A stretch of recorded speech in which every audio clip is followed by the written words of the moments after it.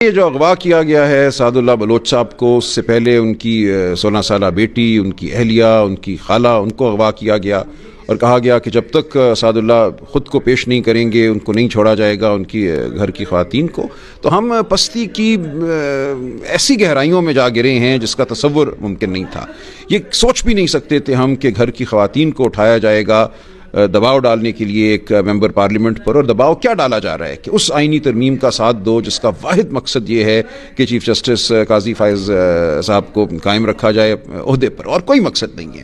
کوئی کتنا کہتا رہے یہ تو جی عمومی ترمیم ہے، اس کا مقصد صرف ججوں کی عمر بڑھانا ہے، 65 سے 68 ریٹائرمنٹ کی عمر کرنا ہے، یا یہ کہ چیف جسٹس کے عہدے کی میعاد مقرر کرنا ہے، یہ سب جھانسا ہے۔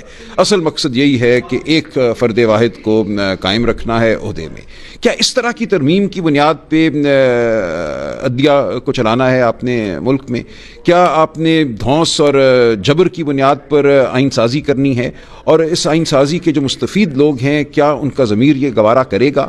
یہ وہ سوال ہیں جو ہمیں پوچھنے ہیں، ہر شخص سے پوچھنے ہیں، ترمیم کرنے والوں سے بھی پوچھنے ہیں، ترمیم سے جو مستفید ہوں گے ان سے بھی پوچھنے ہیں، اور پاکستان کی عوام سے ہم نے یہ پوچھنا ہے کہ کیا آپ کو قبول ہے کہ آپ کی بیٹیاں، بیویاں، خواتین جو ہیں ان کو اٹھایا جائے، ان کو ادارے اٹھائیں؟ بظاہر تو یہی نظر آتا ہے کہ اٹھانے والے جس طرح ان کے سعد اللہ صاحب کے آ جانے پر ان کو چھوڑ دیا گیا اور اب سعد اللہ روپوش ہیں، اغوا شدہ ہیں، تو یہ ایک ایسا سانحہ ہے ہماری قومی تاریخ کا جس کو بیان کرنے کے لیے میرے پاس تو الفاظ نہیں ہیں۔ جس طرح پارلیمان پہ ایک دن پہلے 9 ستمبر کا سانحہ ہوا، حملہ کیا گیا، دبوچا گیا ممبران کو، تو ہم ہر سطح پہ میں سمجھتا ہوں اس کو شریعت کے اعتبار سے دیکھیں، شرافت کے اعتبار سے دیکھیں، آئین اور قانون کے اعتبار سے دیکھیں تو ہم ہر معیار سے نیچے گر چکے ہیں۔ اس وقت ایک فریب اور کفر کا نظام ہے جو قائم ہے، ایک جبر کا نظام ہے، اس کے خلاف پاکستان کی عوام کو کھڑا ہونا ہے۔ مجھے اور کوئی طریقہ نظر نہیں آتا۔ جب عدلیہ پہ آپ قبضہ کریں، من پسند جج لگائیں، آپ پارلیمان کی تضحیک کریں،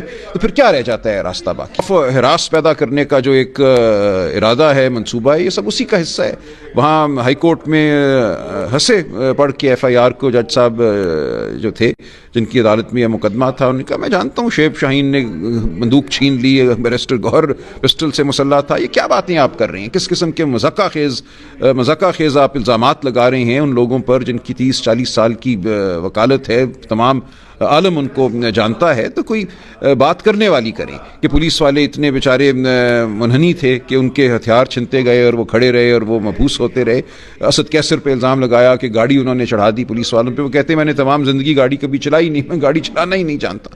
تو مکمل جھوٹ اور ایف آئی آر درج کرانے والا کون ہے؟ ایک میجسٹریٹ جس کو شکایت کنندہ بنایا گیا۔ تو پورے نظام کو ہم نے لہو لہان کر دیا ہے، پورا نظام جھوٹ اور فریب میں اس وقت لتھڑا ہوا ہے۔ مقصد اس کا کیا ہے؟ مقصد صرف یہی ہے کہ کچھ لوگوں کے اقتدار کو طوالت دی جائے، ایکسٹینشنیں دی جائیں، اور کچھ بھی مقصد مجھے نظر نہیں آتا۔ تو میں حیران ہوں کہ ہم کس ڈگر پہ چل رہے ہیں۔ ہم امید کرتے ہیں جی بالکل، ہمیں بہت بھروسہ ہے جے یو آئی پہ۔ مولانا فضل الرحمان صاحب میں سمجھتا ہوں اس وقت آئین کی سربلندی کے لیے کھڑے ہیں، جبر سے کی گئی طرح کرتے ہیں جی بالکل، ہمیں بہت بھروسہ ہے جے یو آئی پہ۔ مولانا فضل الرحمان صاحب میں سمجھتا ہوں اس وقت آئین کی سربلندی کے لیے کھڑے ہیں، جبر سے کی گئی ترامیم کی وہ مخالفت کریں گے، اور ہمارے جو ممبران ہیں میں توقع کرتا ہوں کہ وہ بھی عوام کا ساتھ دیں گے۔ یہ ایک تاریخی لمحہ ہے، ایک طرف تخریب ہے جو کہ ریاست کی طرف سے کی جا رہی ہے، جو حکومت کی طرف سے کی جا رہی ہے، اور دوسری جانب میں سمجھتا ہوں شرافت ہے، دوسری جانب آئین سے صحیح معنوں میں وابستگی ہے، آئین کی جو اقدار ہیں ان سے وابستگی ہے۔ تو ہم سمجھتے ہیں کل کا جو معرکہ ہے